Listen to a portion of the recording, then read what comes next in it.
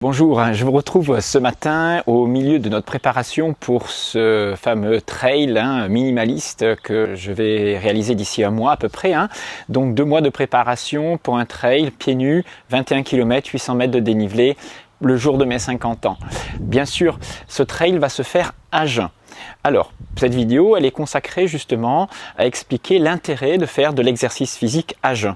Quand je regarde beaucoup de vidéos sur le jeûne intermittent, c'est-à-dire s'abstenir d'alimentation, de repas, de nourriture pendant une période qui va durer au moins 12 heures. Normalement, c'est 14 à 16 heures pour avoir des effets physiologiques intéressants pour la santé.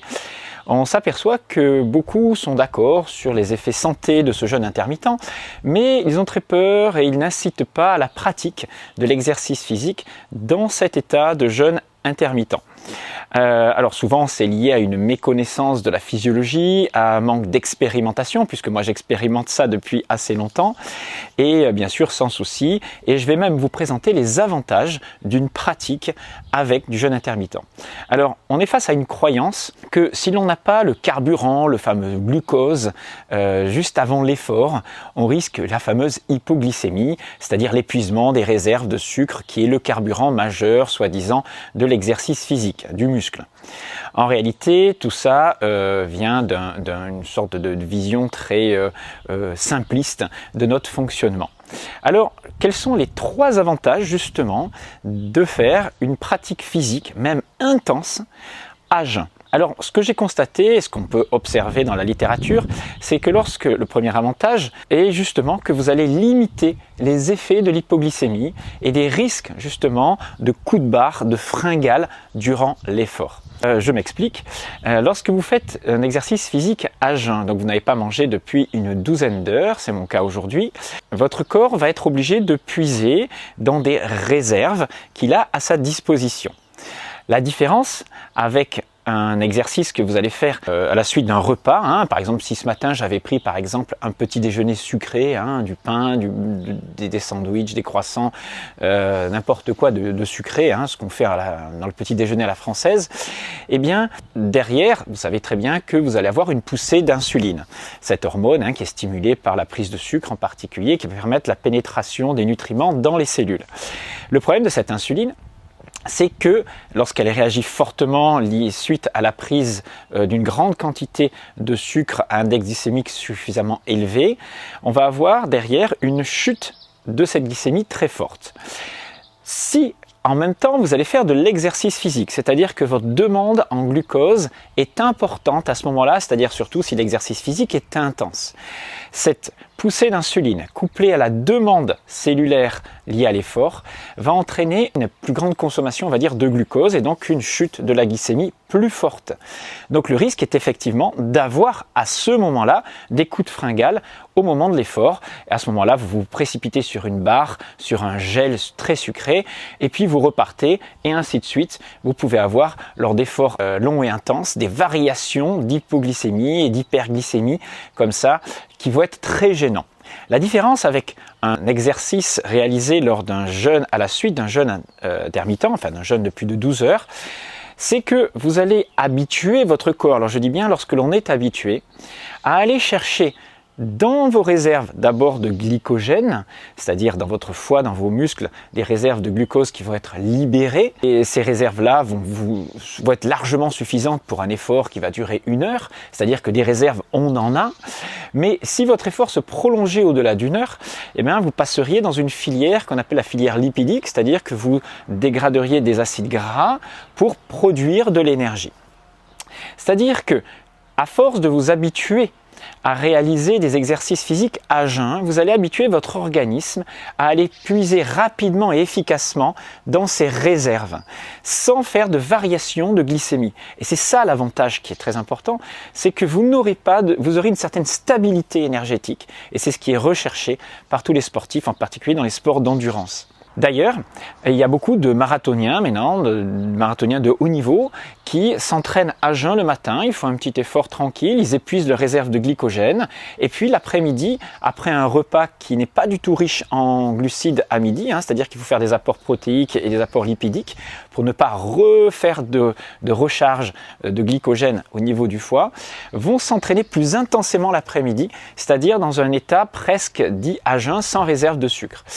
Comme ça, ils apprennent à passer directement dans la filière lipidique, et ce qui fait qu'ils vont limiter l'état de transition qui est parfois très difficile lorsqu'on arrive après 25-30 km dans un trail ou dans un marathon, qu'on appelle ce fameux mur, qui est en fait la traduction de la difficulté pour notre organisme de faire cette transition entre le carburant glucose, glycogène, et le carburant lipidique.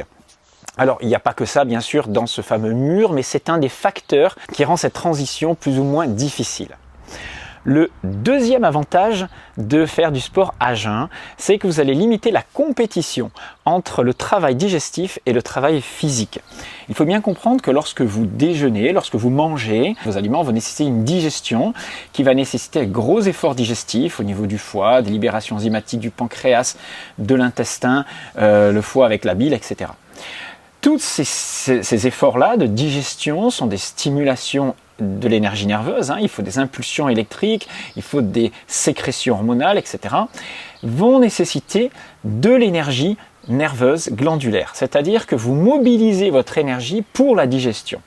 Cette énergie n'étant plus disponible pour vos muscles correctement, c'est-à-dire qu'il y a une compétition dans la répartition du sang aussi, c'est-à-dire que vous mobilisez une partie, un afflux de sang au niveau digestif, qui va rentrer en concurrence avec l'afflux de sang nécessaire à l'oxygénation de vos muscles.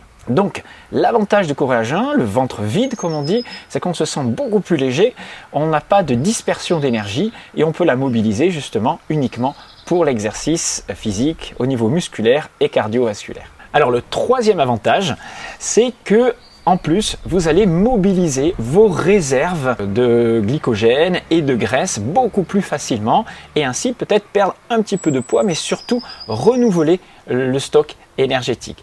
C'est-à-dire qu'on a tendance à être toujours, quand l'on mange constamment dans notre société et qu'on est sédentaire, on est toujours dans un mode anabolique, c'est-à-dire qu'on est toujours dans un mode stockage, prise d'insuline, stockage, c'est-à-dire qu'on fait ça 3, 4, 5 fois par jour en grignotant constamment, et si on ne mobilise pas régulièrement ces réserves, elles s'accumulent.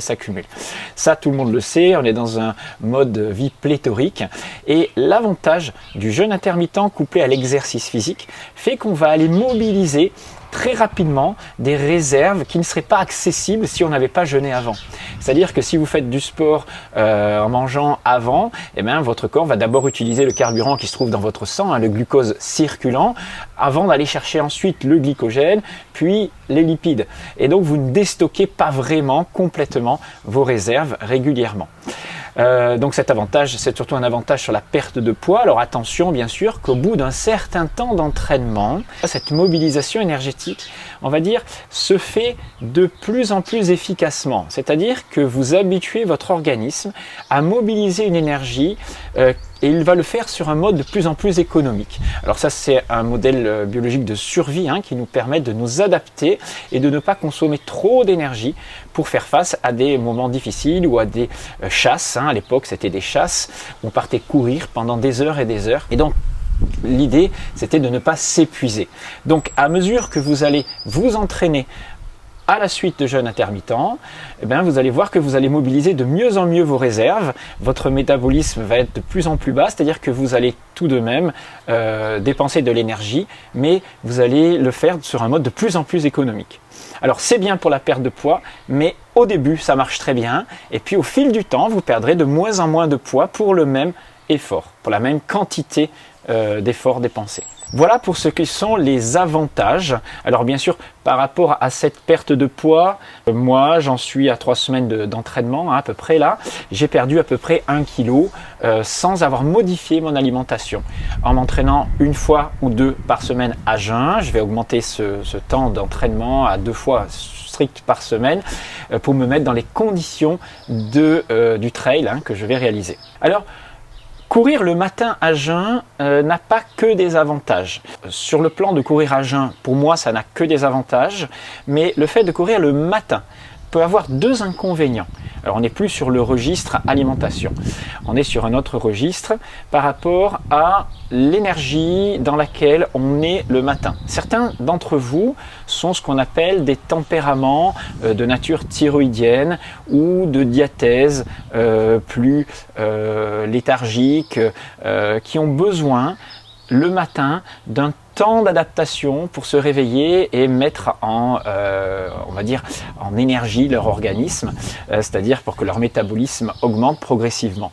C'est-à-dire que vous avez différents tempéraments, en gros, si on caricature, vous avez les lève-tôt qui sont efficaces le matin, c'est les surrénaliens. Ceux-là peuvent aller faire un effort à jeun à 6 heures du matin, ça leur pose pas de problème.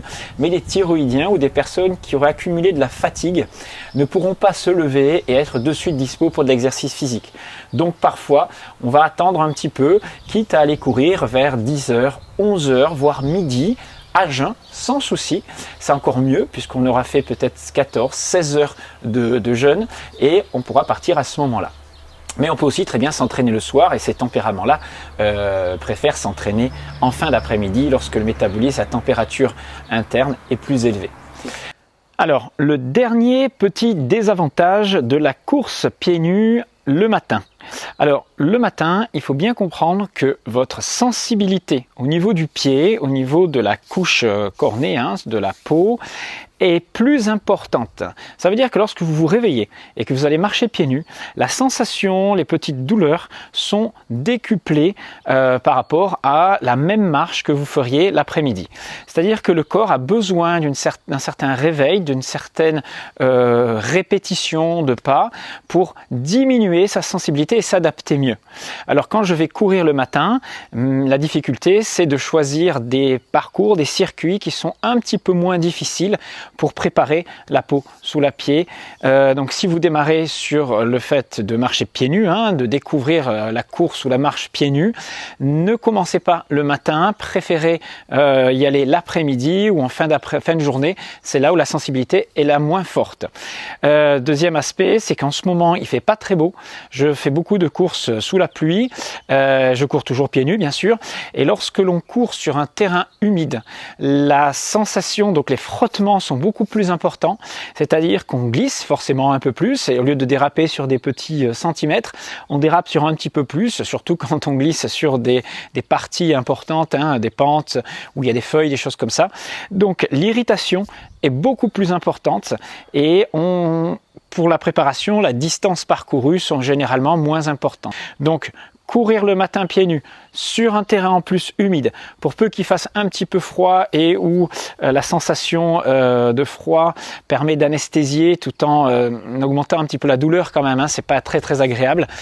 Tout ça fait que la préparation en ce moment est un peu plus pénible qu'elle ne serait s'il faisait un temps chaud et sec, comme par exemple le printemps dernier. Mais c'est pas ça qui va m'arrêter, donc on va quand même continuer, et d'ailleurs je vais aller m'entraîner là maintenant à jeun le matin dans la forêt et passer par des endroits très humides, ça ne pose pas de problème plus que ça. Au lieu de faire 1h15 d'entraînement, je ferai peut-être qu'1 heure et sans doute faire un peu plus de fractionné pour compenser. Voilà, si vous voulez donc plus de renseignements sur tout ce qui concerne la naturopathie, la préparation, etc., je fais ça dans des séminaires. Pour ça, vous regardez la formation Alsace Naturopathie. Le site c'est alsacenaturo.com. Vous pourrez découvrir aussi tous nos stages en dehors de la préparation sportive, bien sûr, tout ce qui concerne l'hygiène de vie et la naturopathie. Je vous remercie de me suivre, je vous remercie de vos commentaires très sympathiques en général. Je remercie à ceux qui vous renvoient vers moi. Je pense à David de l'Ormevert qui a, je sais, fait des vidéos en me citant, et je lui renvoie l'appareil puisque son site et ses vidéos sont aussi très intéressantes. Je vous invite donc à poursuivre cette série de vidéos et nous verrons dans les prochaines séances la fin de ma préparation, mais aussi l'interview que vous attendez peut-être de ma coach, une soixantenaire qui fait des ultra trails. Elle est hyper expérimentée et elle va vous livrer quelques secrets de préparation en trail. Voilà, je vous dis à très bientôt, c'était Jean-Brice Thivan.